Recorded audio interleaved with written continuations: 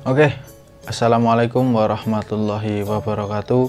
Sedulur Suryo Jati dimanapun Anda berada, semoga kita semua selalu dalam lindungan Allah, selalu diberikan kesehatan jasmani oleh Allah. Dan syukur Alhamdulillah, kembali lagi dengan kami di channel Suryo Jati untuk menangguh sebuah pusaka. Nah, kali ini uniknya kita akan membahas pusaka-pusaka yang terbuat dari perunggu ya, terbuat dari perunggu. Nah, pusaka-pusaka ini ada beberapa yang unik itu dibuat dengan dipencet ya, dipencet, bahkan sidik jarinya juga masih utuh dan nampak terlihat. Pusaka-pusaka ini bentuknya kecil-kecil ya, tidak terlalu panjang, namun ada juga pusaka perunggu itu yang panjang dan besar itu juga ada. Namun kali ini yang kita akan coba untuk review dan juga kita akan tangguh esoterinya, ya ini pusaka-pusaka yang kecil ada di depan saya ini, sudah saya siapkan di depan saya ini. Jadi pusaka-pusaka perunggu itu yang kecil-kecil ini ada beberapa bentuk. Ada bentuk yang seperti hewan, ini seperti naga ya. Kemudian ada bentuk yang seperti bebek, ini bebek ya. Kemudian ada juga yang seperti burung merak. Nah, ini seperti burung merak. Kemudian ada juga yang seperti daun ya, ini seperti daun, seperti bunga ya. Ini seperti seorang petapa ya. Kemudian yang ini seperti pusaka betok atau jalak ataupun daun, mungkin zaman dulu daun ini. Nah, kemudian ini ada pusaka seperti daun juga, entah daun apa, nanti kita akan review esoterinya. Dan yang terakhir ini ada seperti batu ya, namun tertancap sebuah perunggu yang berbentuk ini bulan, ini matahari ya, bulan bintang. Ya, bisa bulan bintang, bisa bulan matahari ya. Mungkin matahari ini mungkin matahari ya. Kalau dilihat dari ya, matahari kan juga ikut bintang ya, bisa kita sebut bulan bintang lah ya.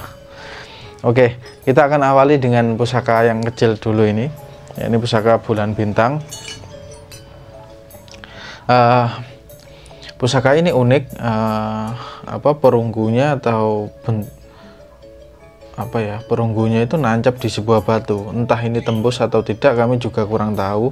Tapi dia melekat sekali pada batu. Batunya juga nampak sangat tua ya. Dan di sini masih banyak sekali jamur ya. Masih banyak sekali jamur karena kurang terawat dan juga tidak pernah saya cuci ya, sehingga bentuknya ya seperti ini ala kadarnya. Kita review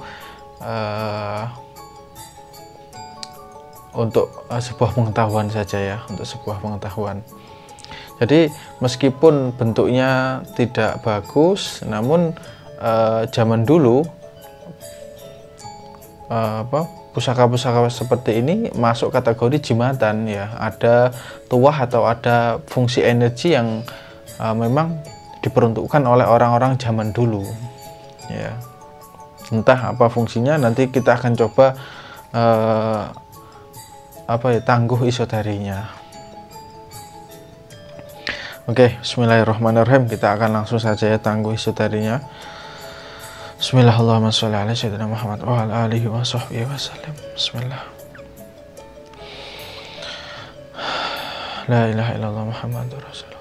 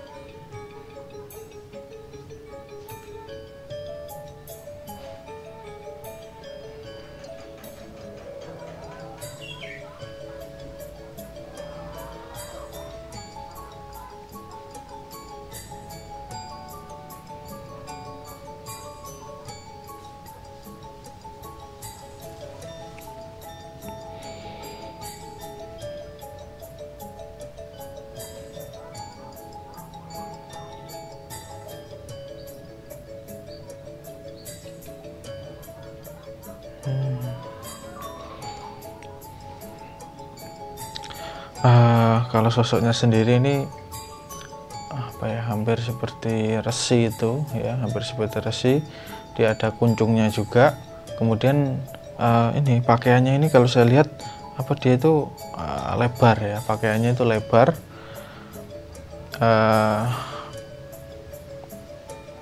Tadi dibuat oleh Empu Sarojo ya, dibuat oleh Empu Sarojo di era Majapahit.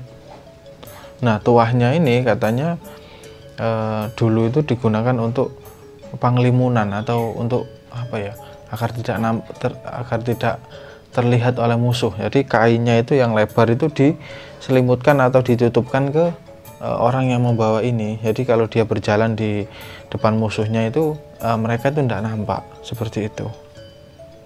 Jadi bukan kok kemudian menghilang, tidak nampak oleh semua makhluk, enggak, tapi hanya mungkin orang-orang yang dituju atau orang-orang yang memiliki sifat jahat ya, atau zalim ke orang yang memakai ini, jadi tertutupi.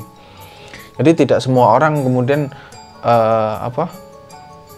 tidak semua orang tidak melihat, tapi yang tidak melihat hanya orang-orang yang niatnya jahat saja ya. Tadi ditutupi gitu sama kain. Ini kainnya itu putih gitu, jadi ditutupi gini orangnya nanti. Jadi seperti panglimunan ya.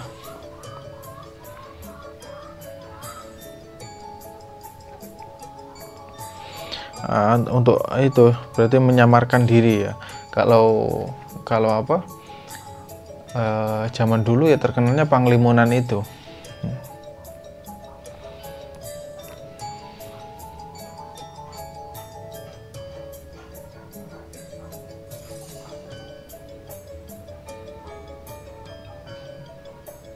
Oh, Sarojo ini nama sosok kodamnya ya. Sarojo ini nama sosok kodamnya, bukan nama empunya ya.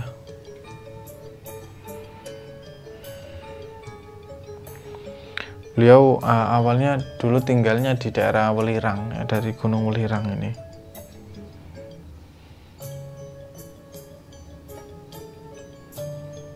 Oke, jadi seperti itu. Jadi ini dulunya digunakan untuk ageman-ageman yang kalau zaman dulu kan kejahatan itu banyak sekali ya. Mungkin kalau perjalanan agar tidak dihadang begal. Nah, itu ini sifatnya menyamarkan saja ya. Tidak kok menghilang kemudian tidak nampak oleh banyak orang, tidak nampak oleh CCTV dan lain-lain, itu tidak. Jadi panglimunan zaman dulu maupun zaman sekarang itu juga ada beberapa orang yang bisa melakukan itu ada. Tapi sifatnya itu tidak nampak oleh orang yang punya sinyal-sinyal membahayakan ya, seperti itu.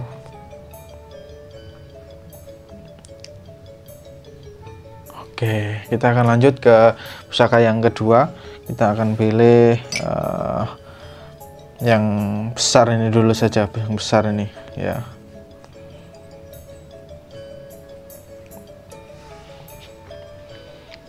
Nah, untuk kalau sekilas kita lihat pusakanya hampir seperti itu ya, jalak ya, pusaka jalak betok itu.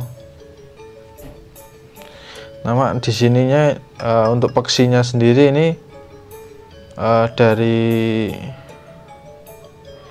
besi ya, dari besi. Kita akan lihat esoterinya. Bismillahirrahmanirrahim.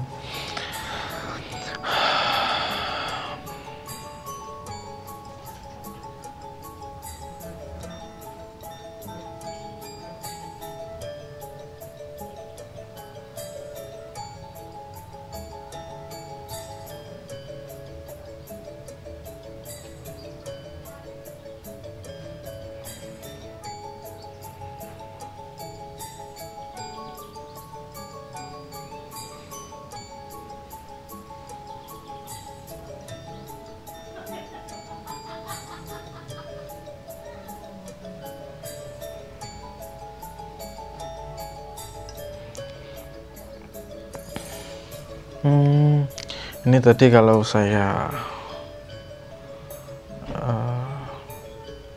tangkap ini pusaka godong dadap ya, godong dadap.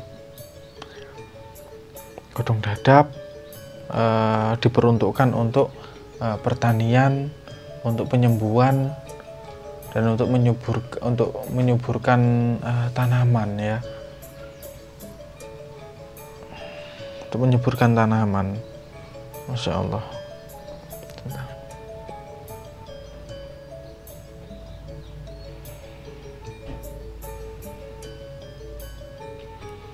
Pusakanya dibuat di era Majapahit.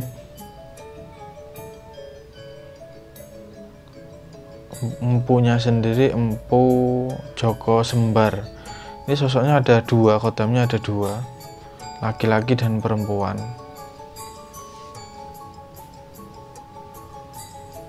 Bisa untuk penyembuhan juga ini.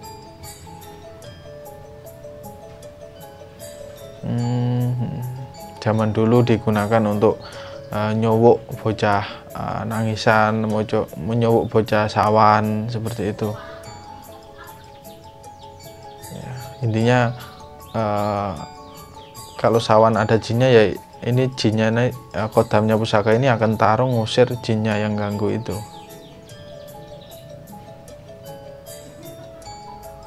Tapi di dalam pusaka ini juga ada doa dari sang empu ya.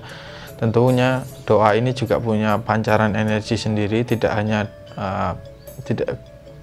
berasal dari khodam itu tadi. Nah, empunya ini Joko Sembar ini. Empunya namanya Joko Sembar. Insya Allah. Untuk kekuatannya sendiri kita akan coba lihat segini ya, kekuatannya segini. Nah, kalau kita deteksi pancarannya itu segini. Nah, kalau untuk yang tadi kita akan coba lihat. Untuk yang ini pancaran segini ya, pancaran segini. Jadi tiap pusaka itu punya pancaran energi sendiri-sendiri ya. Semakin kuat maka semakin besar ya.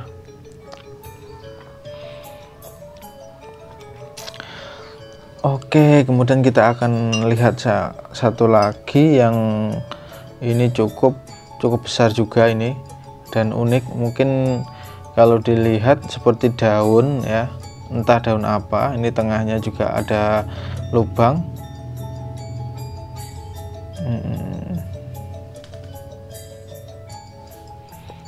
Oke, kita akan coba lihat sisi isi tarinya. Tapi sebelumnya ini bisa diperhatikan ya, pusakanya seperti ini. Ini bersih ya, kondisi bersih, jadi nampak seperti emas. Jadi perunggu itu kalau dibersihkan mengkilat atau mengkilau seperti emas ya, kuning emas seperti itu. Tapi bukan emas ya, ini perunggu ini. Entah komposisinya apa, kami sendiri juga kurang tahu. Dan beratnya ini juga berat sekali ini. Oke, kita akan coba lihat ya. Bismillahirrahmanirrahim. Kalau dari energinya sendiri ini, kalau saya pegang kurang nyaman ya, energinya ini kurang nyaman. Sedikit kasar, sedikit tajam. Bismillah.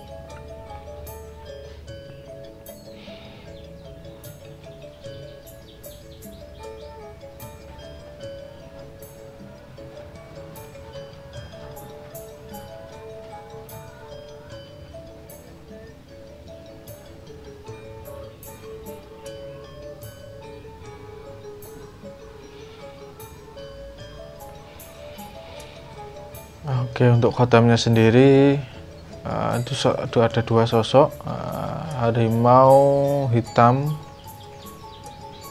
dan juga sosok prajurit ya. Sosok seperti prajurit, sosoknya itu seperti prajurit.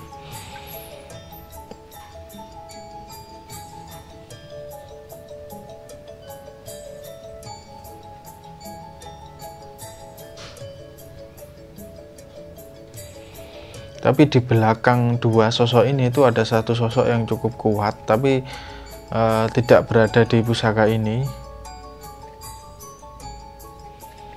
Sebentar, saya deteksi dulu.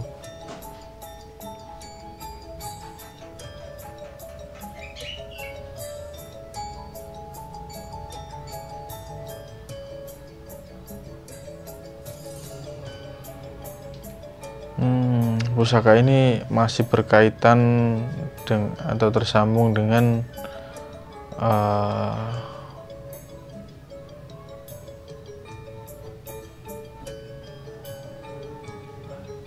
Gunung Lirang ya, atau Gunung Arjuna, masih tersambung dengan Gunung Arjuna.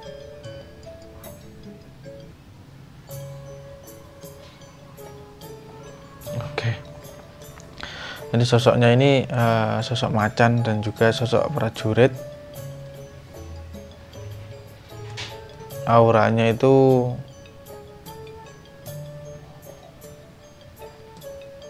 biru, kemudian ada merahnya, jadi biru dan merah, auranya itu biru dan merah.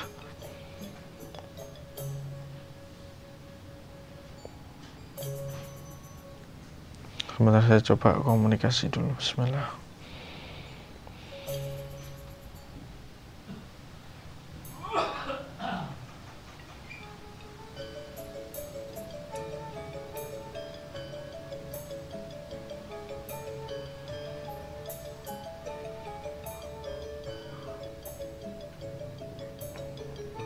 Empunya Empu Suratman.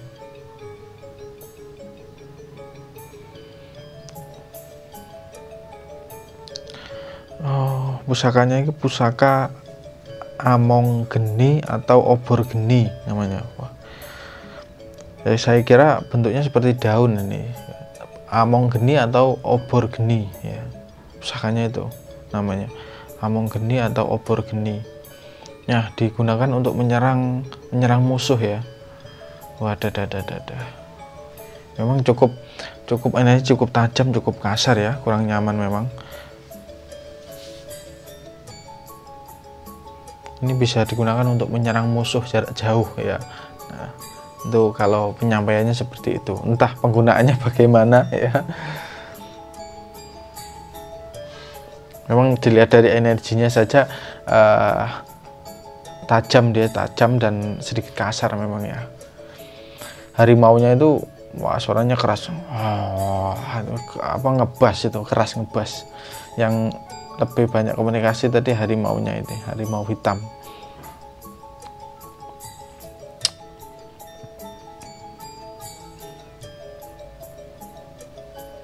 Yang harimau ini energinya yang merah, auranya merah. Sebenarnya yang prajurit ini agak biru,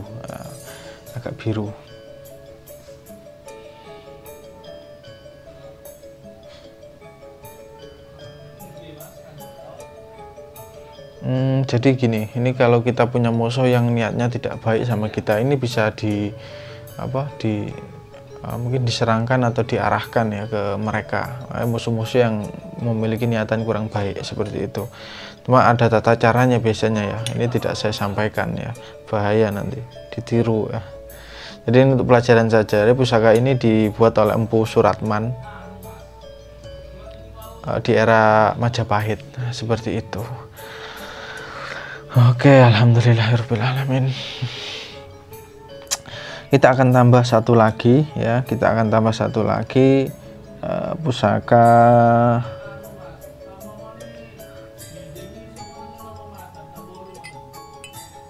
yang ini dulu ya. Kita coba yang naga ini.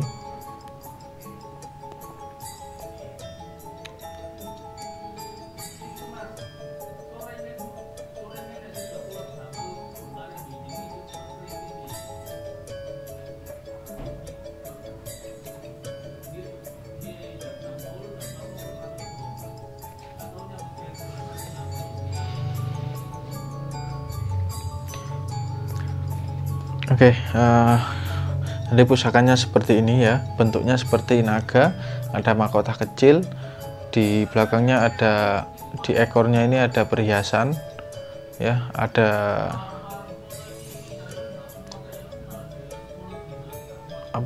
ukir-ukirannya di kepala ini. Nah, seperti ini, kurang lebih seperti ini ya.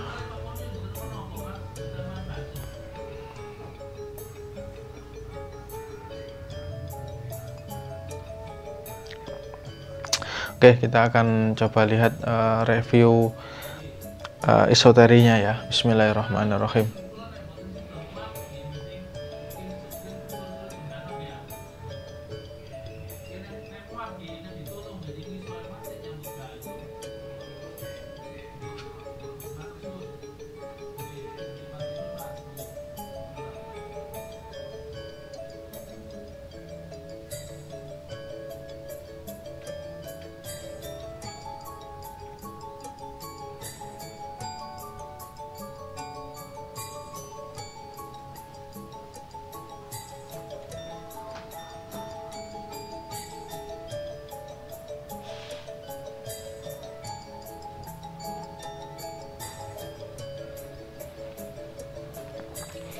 Untuk sosoknya sendiri, kepalanya ini seperti naga ya.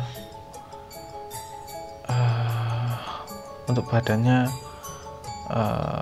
ular ya, seperti ular naga ini. Dia ada sungutnya satu, warnanya hijau. Kepalanya ada mahkotanya kecil. Kemudian ada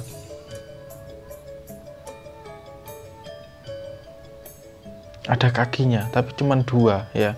Biasanya kalau naga 4, ini ada 2.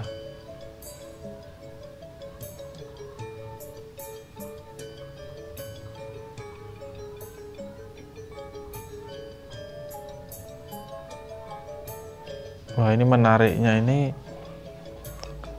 beliau sudah muslim.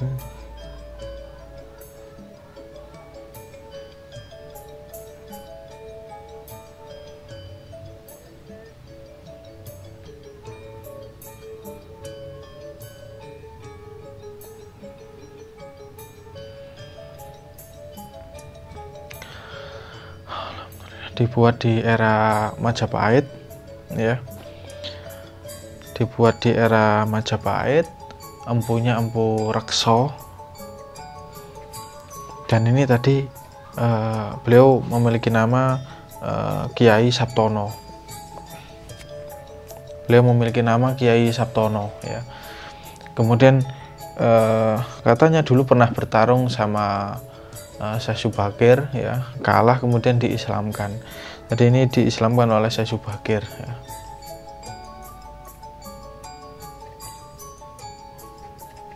Warnanya hijau dari alas ketonggo, dari alas ketonggo. Jadi kalau di alas ketonggo sendiri itu banyak sekali ya khotam gaib-gaib bersosok naga. Di sana itu banyak ular naga, kemudian naga, ada yang bersayap juga. Kemudian harimaunya di sana juga ada.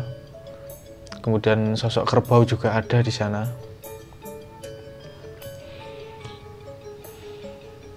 Berbeda dengan seperti di Alas Purwo. Di Alas Purwo itu sosok naganya itu mungkin ada tapi sedikit sekali ya. Sedangkan kalau di Ketonggo ini cukup banyak memang sosok-sosok naga itu. Ada yang warna coklat, yang dulu yang pernah saya islamkan itu warna coklat. Beliau sosok naga, memakai mahkota, ada sayapnya ya, ada kakinya, dari Alas Ketonggo. Alhamdulillah beliau memeluk Islam kemudian ya. Sekarang masih mondok di Sunan Bonang sana, di daerah Bonang sana.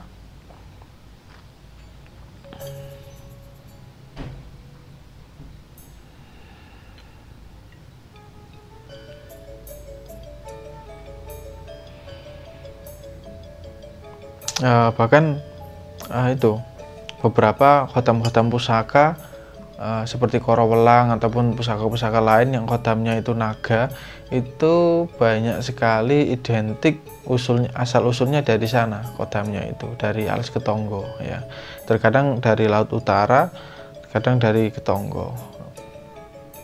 Cuman ya tidak menutup kemungkinan dari tempat-tempat lain itu juga banyak kok ya, terutama tempat-tempat yang ada airnya biasanya ya, seperti laut, danau, sungai. Oke. Mungkin kita akan lanjut di part yang kedua untuk selanjutnya ini ya. Mungkin sekian dulu. Ini masih ada 4 yang akan kita review lagi. Tunggu di part selanjutnya ya. Kami akhiri. Assalamualaikum warahmatullahi wabarakatuh. Terus pandang layar HP Anda di Suryo Jati.